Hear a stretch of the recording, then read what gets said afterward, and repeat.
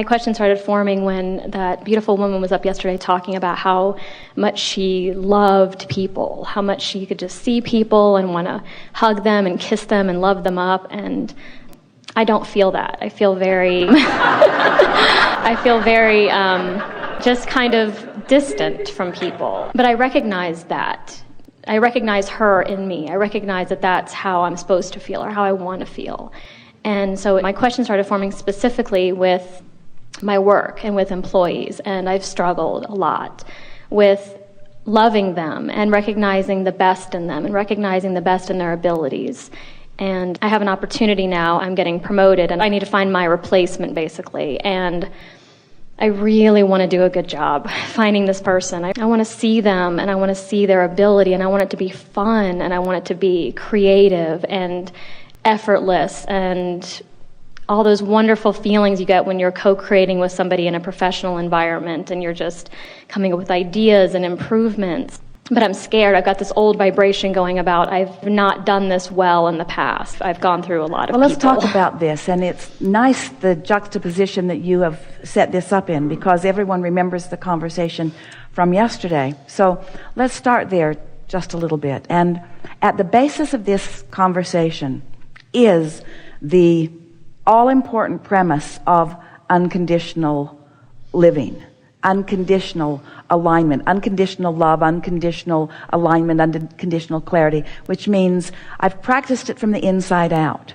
Most people are trying to get there, and they can't from the outside in. The conditional way to feel all of the things that you're wanting to feel is look around for all of the positive evidence around you. But the problem with that is when you're looking around for the positive conditions, you're training yourself to be conditional. So the positive conditions are available to you, and so are the not so positive conditions available to you, because you're looking in that way. Jerry Nestor's publisher encouraged them not to read the reviews, but it was enticing because there were so many wonderful reviews of people talking about the life-changing experiences that they'd had, and every now and again there'd just be an awful review that would make them question their existence at all. And so he said to them, don't read them. And so in the same way, we are not saying that once you get your momentum going that you will not be attracted to all kinds of awareness of all kinds of wonderful conditions. But we're saying you're wanting to do it from the inside out, not from the outside in. So conditional living is sort of outside in. I like that and that and that and that and that and that and that, and that makes me feel good.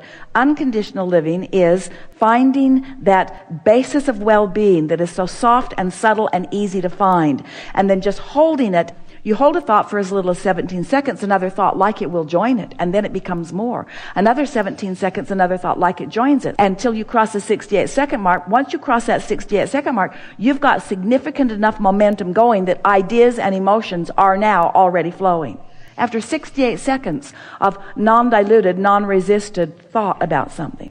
So, as we introduce into this conversation this subject of unconditional alignment, what we want to say to you is, without you meaning for it to happen, others have trained you into some expectations. And our friend from yesterday had to do a very significant thing in order for the momentum to be able to happen for her relative to this feeling of unconditional love that she found. She had to care more about how she felt than about how they felt. And that's a little tricky when you're in a work environment, or when you're in a management environment, or where you're in an environment where you have responsibility for others and you're being watched. This is the thing that happens with so many of you. You feel their eyes on you, and therefore so much. We're speaking about nearly 100% of the population once you get past the age of 8 or 9. As the eyes on you begins to dominate the way you behave. So when you were describing, and when she was describing, it was interesting that she is just loving easily, and often now that feeling of alignment is sort of overtaking her with inspiration, so that she is behaving in overt and obvious ways with people who may not be quite ready for all of that alignment. In other words, you just can't run around in the world and be kissing on everybody. But if you're really in sync, your impulse will come to those who are at least in the vicinity. Sort of like our finding of you here in the audience. If you're in the vicinity, you're easy to find. So all of that was our way of saying to you that you are like everybody else. You've let them train you. Jerry said on more than one occasion early on, as we were talking about expectations, because expectations are everything. Your expectation about a person or about an experience or about an outcome, it's a powerful word. It's a powerful vibration behind the word, because an expectation blends together desire and belief, all rolled into one emotion, one feeling. And so we were talking with Jerry in those days about how your expectation really matters. And he said, but sometimes it feels like my expectation wasn't there first. They behaved in some way, and then my expectation occurred. And we say today, you had a general expectation that was individually proven to you by the people that you meet. So if it is your expectation that people are going to perform at their best, then you bring the best out of everyone. If your expectation is that they need to be well trained, Esther and Jerry remember, Esther talked about it a lot. There was an ad in a magazine that she saw on an airplane, and it was about the hotel, the Helmsley Hotel in New York. And the ad said, we don't hire people and tell them to be nice. We hire nice people. And there was something so resonant about that. Now we would like to take that sentiment further. We would like to say, you're not looking for someone that is perfect in every way. You're looking for someone who will enjoy that role, who will be happy in that role. Not effective. If you will say, I'm looking for someone who will be happy in that role, not someone who will be good at it, or someone who will be effective at it, or someone who will be able to wrestle the rascals to the ground and keep them in line. Someone who will be happy in that role. That replacement will be fast for you. Now that brings us to a really important question that we want to ask you. Were you happy in that role? Was I happy? Because I had a lot of freedom. I had freedom to create the role. Creative freedom. There's nothing more delicious than creative freedom. So you had creative freedom. What other things can you pinpoint that made it feel so good that you were happy in that role?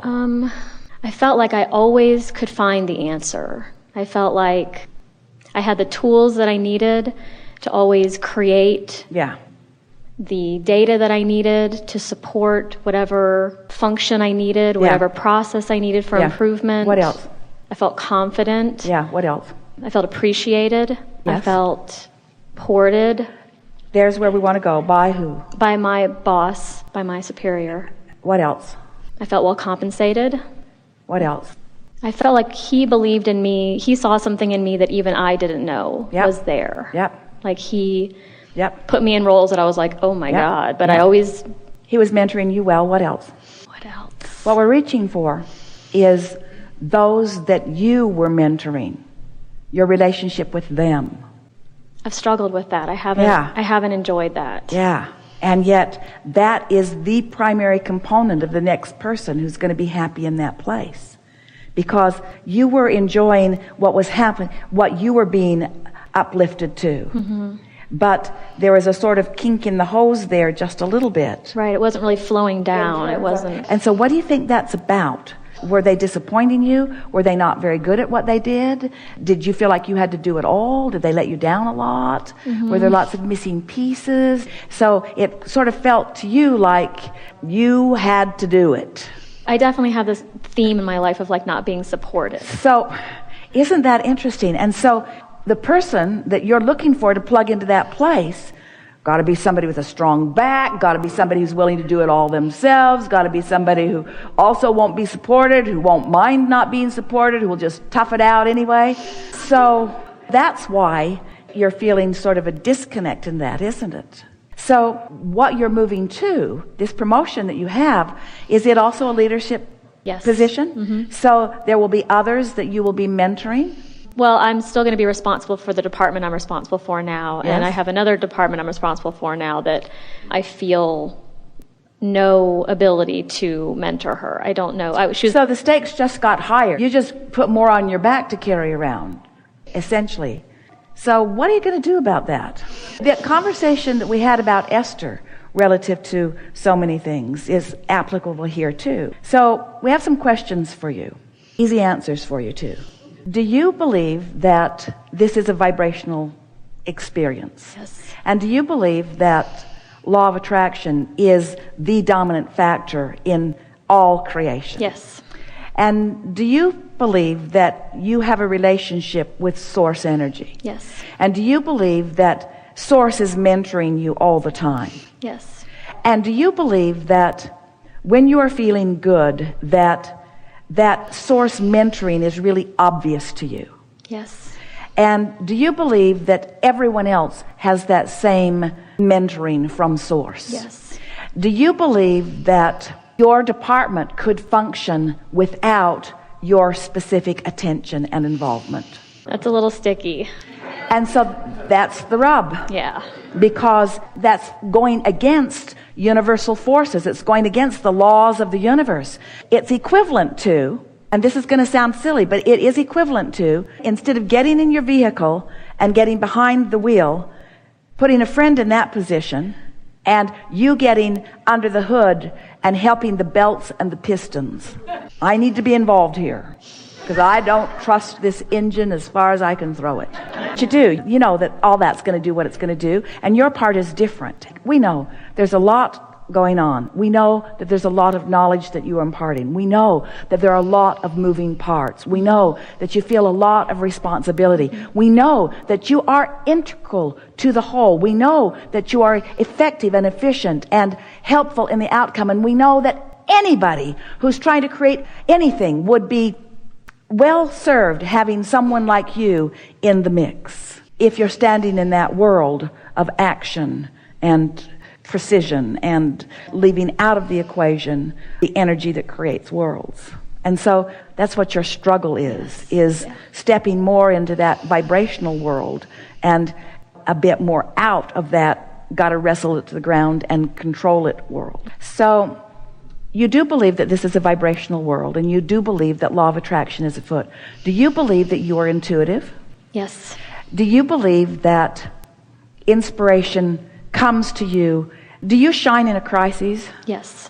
Because the crisis causes you to focus. Do you feel good while you're shining in the crises?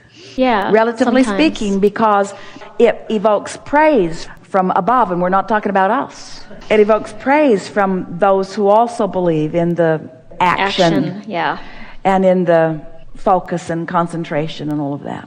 What we want you to hear from us, and we really, really want you to feel what we are conveying to you here, everything's just fine, and nothing is far out of alignment.